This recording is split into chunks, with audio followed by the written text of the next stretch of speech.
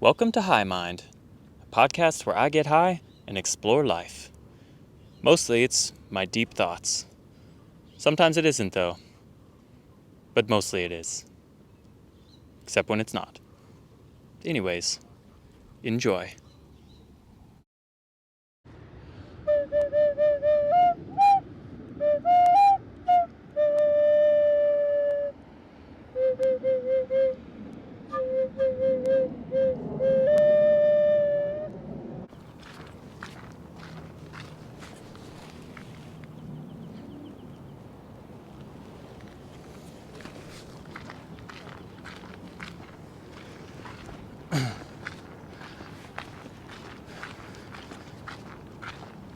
Okay, so I'm high and I went on a little walk, jog, jaunt, stretch, adventure. I don't even know what to call them anymore because I kind of just get high and go out and see what happens. See where my body leads me, what feels good, and I just kind of move around and I'll climb stuff or sit or whatever. And usually, a lot of times it's like physically centered stuff, and then I'll, use movement and not just planned movement. Like I'll use spontaneous movement or try to be as random and spontaneous as I can, or go up to an object like a physical thing like stairs or something like that, and then just start to try to freely interact with it without doing anything in particular or trying to control or walk up the steps exactly the way I always would.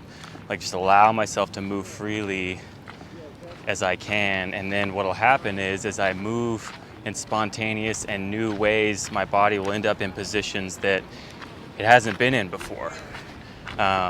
Because usually I stick to the prescribed specific movements or stretches or running technique or form that I've learned or been taught. And so I'm not exposed to any new sensation, or my body's not tested. It's range of motion or like freedom to move in any direction isn't completely tested. It's only tested in these specific movements that I do with my body. And so I like to go out, and that's how I kind of discover where my weak points are, or where something feels tight. How's it going? Or strained or injured or, whatever. That's how I find those places, by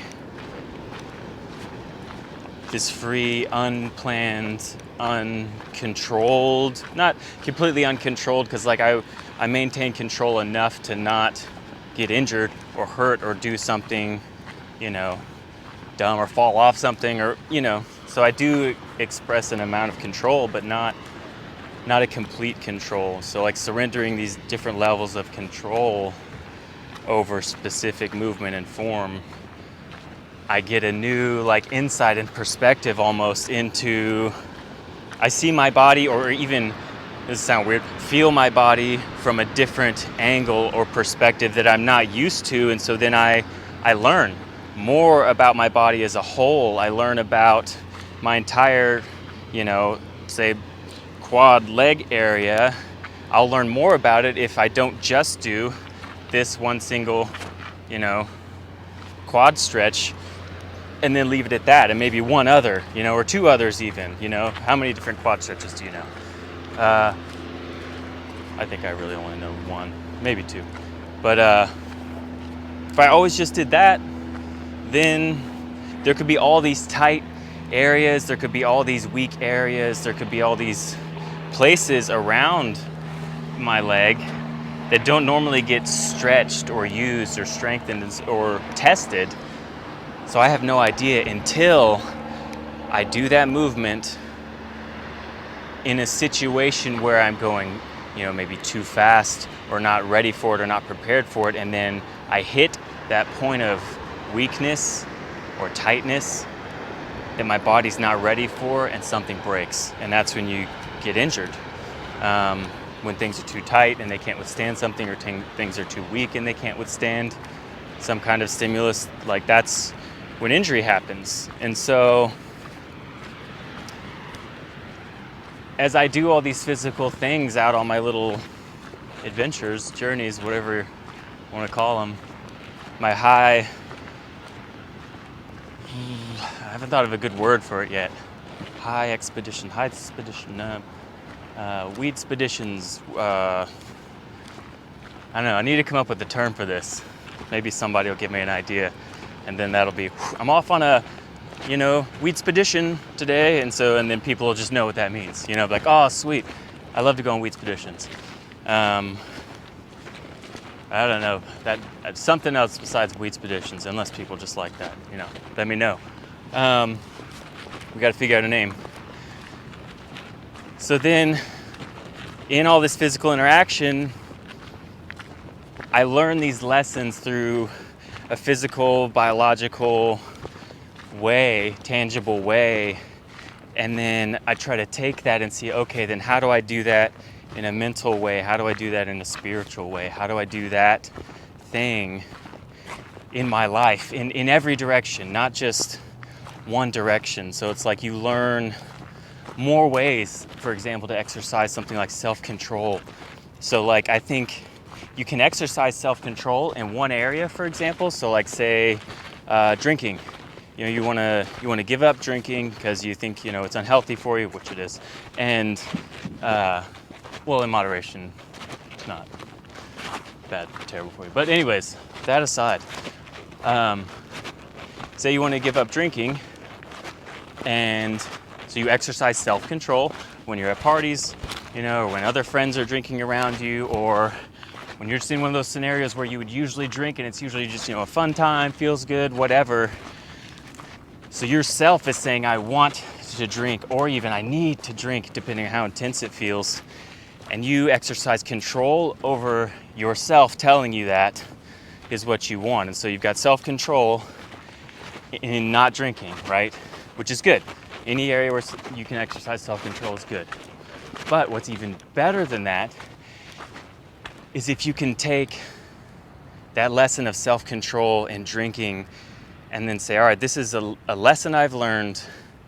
What other ways could I apply that lesson in my life as a whole and in many directions so you become more well-rounded, as they say. And I'm not saying any of these things because I think I am, completely well-rounded or anything like that, because if there's anything I know, it's not that. It's that I'm definitely not completed. I'm not finished. I'm in process. I'm not, I don't know, I'm in the I am being, but I'm also becoming, and I'm not done, None of us are done as long as we exist. We're not done. And I think even that thought has helped me to not judge myself so much. Realizing that I may not be where I ultimately, and not even ultimately, but I may not be in a place that I see myself wanting to be, better at something or whatever, but that doesn't make the place that I am currently not okay or bad. Just because I'm not even better than I am or as good as I hope to be does not mean that what I am is bad.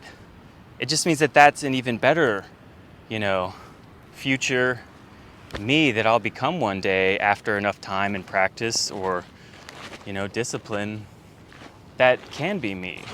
And so instead of judging myself for where I am right now as bad or less than, it can't be less than, because that doesn't even exist. Future me, better me doesn't exist. I am only me. So there would have to even be a second me right now better than me to compare myself to and then say I'm less than, which there's not. So I'm basing it on some figurative, imaginative thing, entity, person that doesn't even exist. That me hasn't existed yet. And it may never, or it might, and I don't even know that. So what's the point of just stressing out over it? Anyway, so you see what I mean? You can take a physical thing, apply it in a different sphere of your life, and then, I don't know, grow in more ways. It's just cool. I mean, who doesn't want to be better, happier, stronger, more peaceful, more loving? Like, why would you not want those things?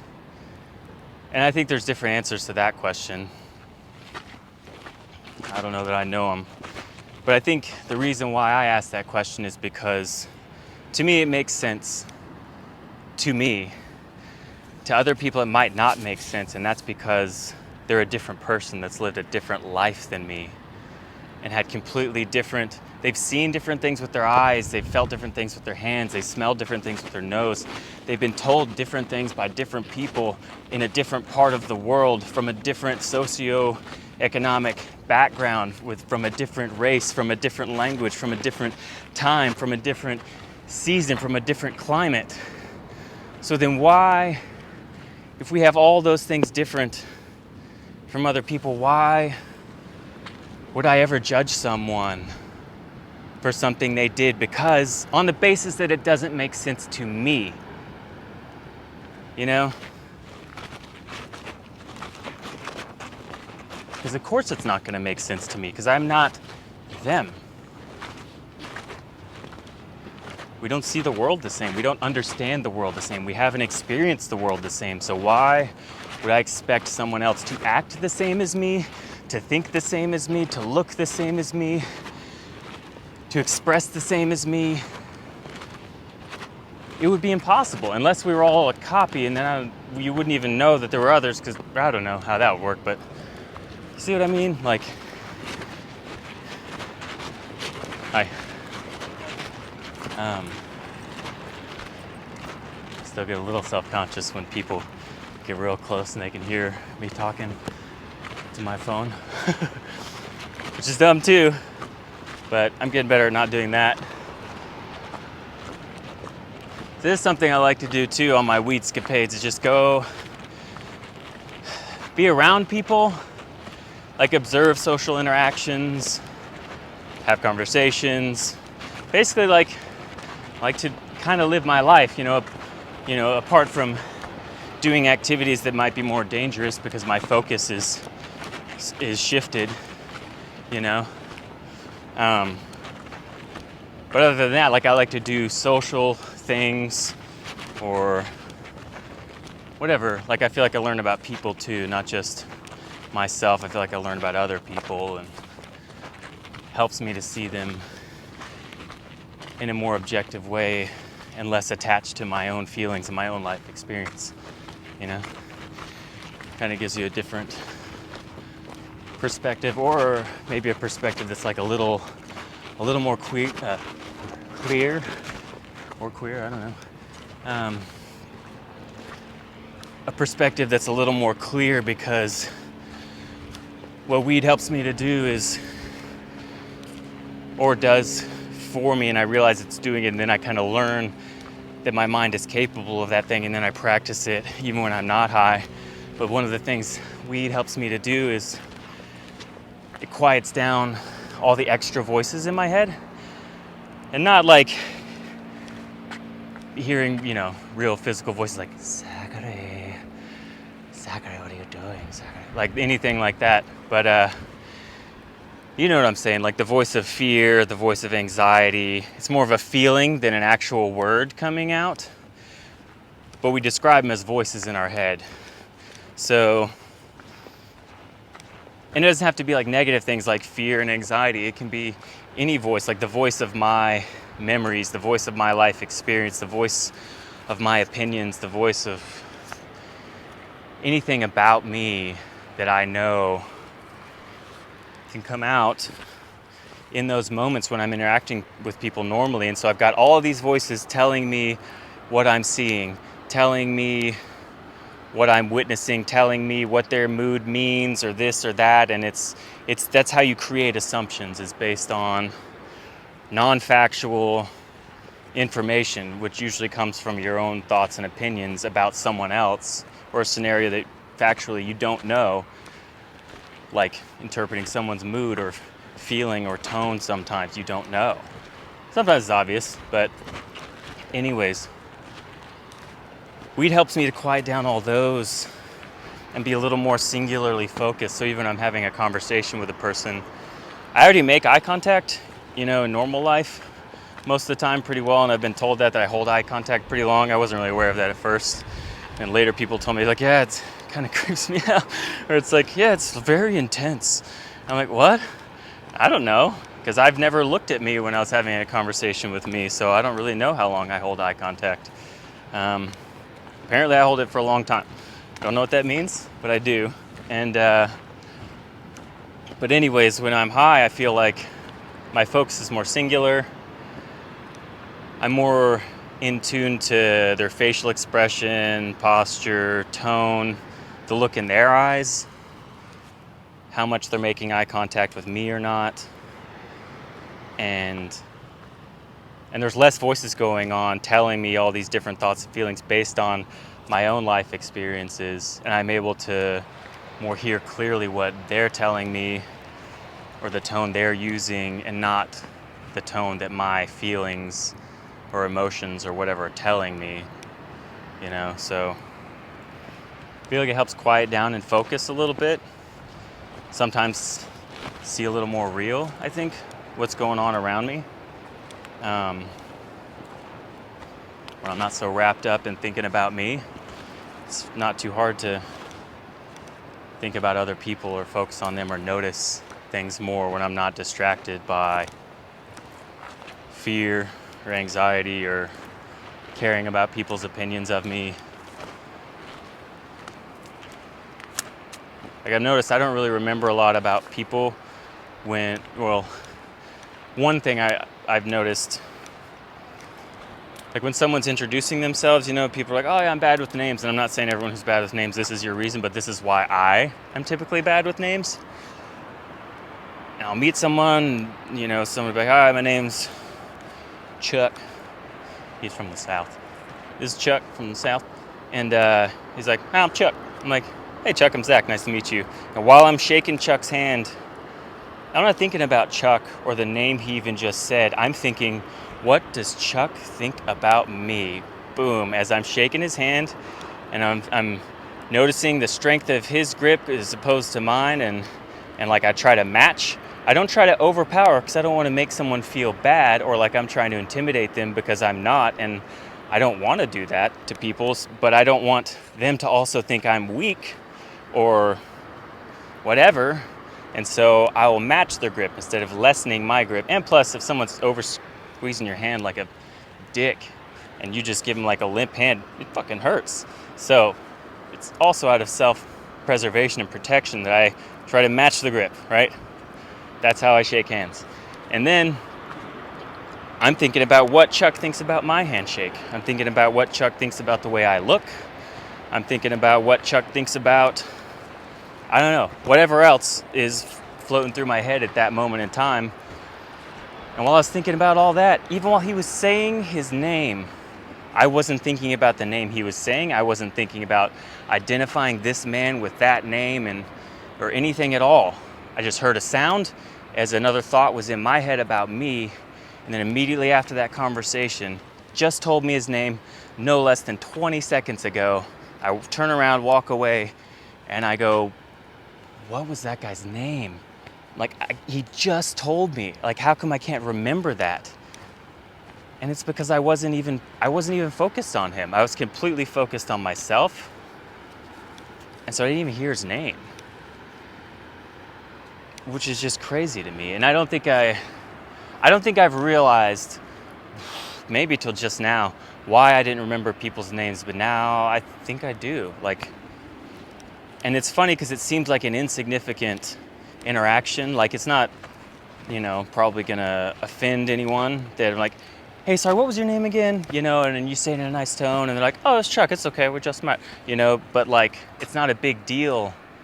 But what's going on underneath that small interaction actually reveals like a really big deal in my own mind, in my own heart, like in my own spirit. What is going on inside of me in a simple little interaction is so much bigger than the interaction itself. And like,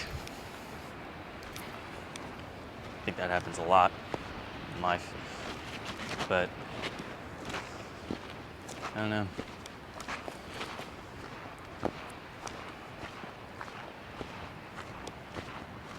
I had more I was going to talk about, but I don't know if it relates. So maybe I'll make a separate video now about that. Yeah, I think that's what I'll do. Later, whatevers. I need a name for my followers too, which there are none because I've never actually posted a video. This might be like my first or second or third I post. I don't know. I made a couple other ones, but we gotta come up with a name for whatever it is I'm trying to start here. Weedscapators. I don't think that's gonna be the name, but whatever it is, then I can sign off with that too. That'd be cool. Have a sign off, little later Weedscapators. Still don't like that sound of that, but then we could make t-shirts.